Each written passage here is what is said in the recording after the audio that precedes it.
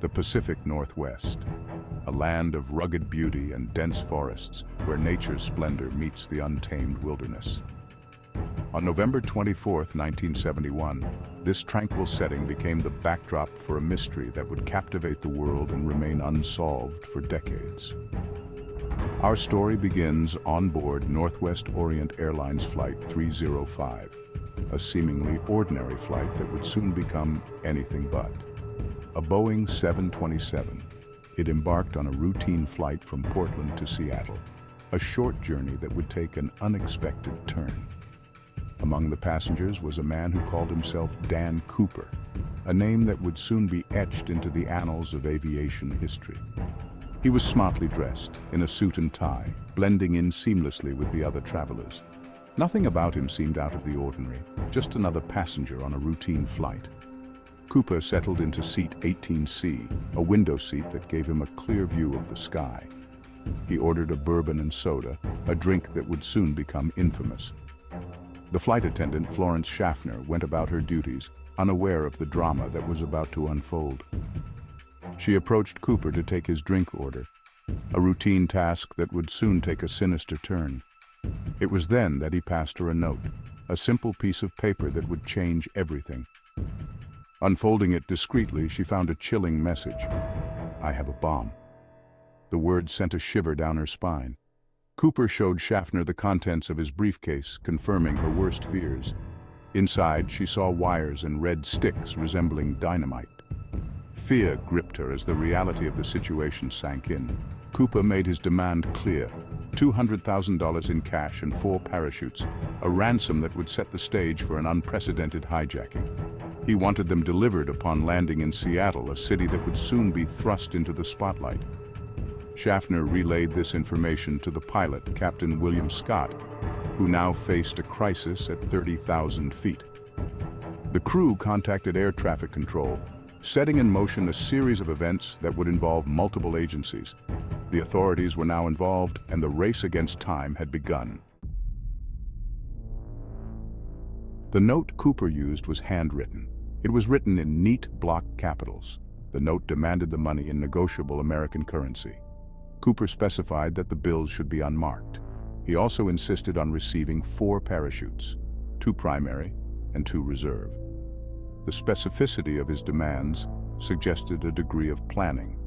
The authorities took Cooper's threats seriously. They immediately set about meeting his demands. The FBI was called in, agents assembled at Seattle-Tacoma International Airport. Time was of the essence. Every minute that passed increased the stakes. The passengers and crew on board Flight 305 were now hostages. Cooper remained calm and collected throughout the ordeal. He spoke in a measured tone. He made it clear that he was serious. He had a plan, and he was determined to see it through. He instructed the pilot to circle over Seattle while his demands were met. The plane became a prison in the sky. The passengers remained largely unaware of the danger they were in. They were told that there was a minor mechanical issue. Cooper, however, made sure that the crew understood the gravity of the situation. He kept a watchful eye on them. He made it clear that he was in control. For hours, Flight 305 circled above Seattle. The authorities worked tirelessly on the ground. They gathered the ransom money. They located 4 parachutes. It was a tense waiting game. Every effort was made to ensure that Cooper's demands were met. Failure was not an option. The Boeing 727, a workhorse of the skies, became an instrument of suspense. Its familiar silhouette, a symbol of modern travel, was now a stark reminder of the fragility of life. The passengers and crew on board were caught in a drama that seemed ripped from the pages of a thriller. Section 5. Exchanging passengers for fuel and money.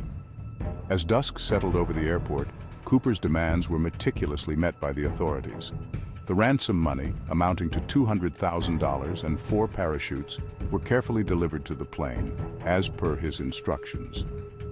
Cooper then made another critical demand, one that would set the stage for the next phase of his plan.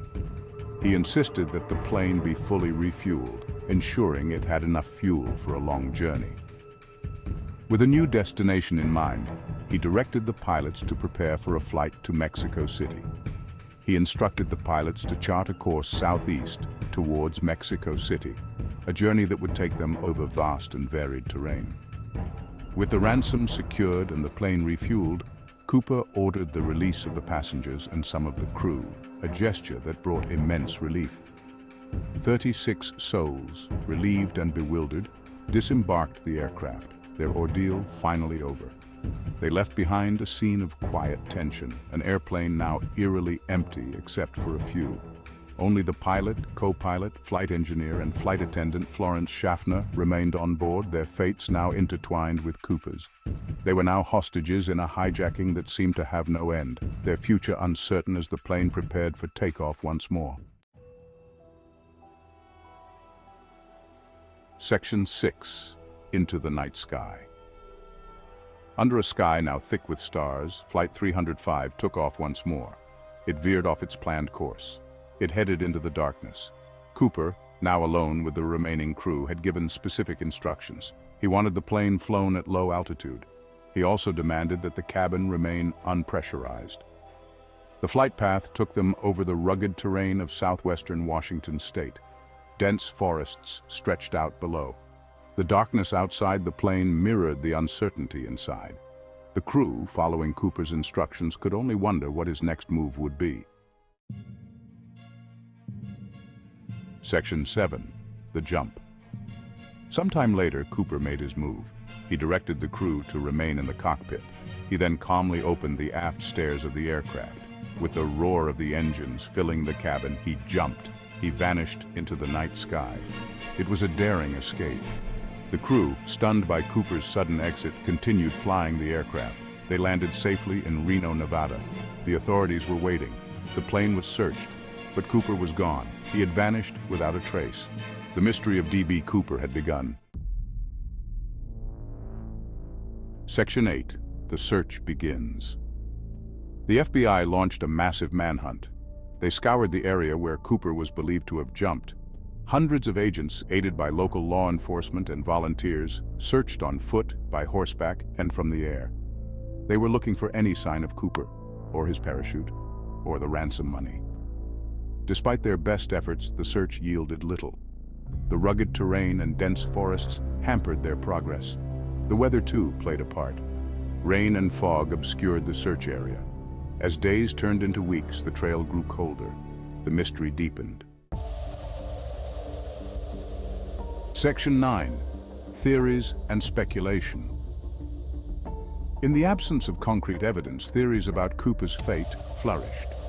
The mystery surrounding his disappearance captivated the public and investigators alike. Some believed that he was an experienced skydiver who had meticulously planned the perfect crime, using his skills to evade capture.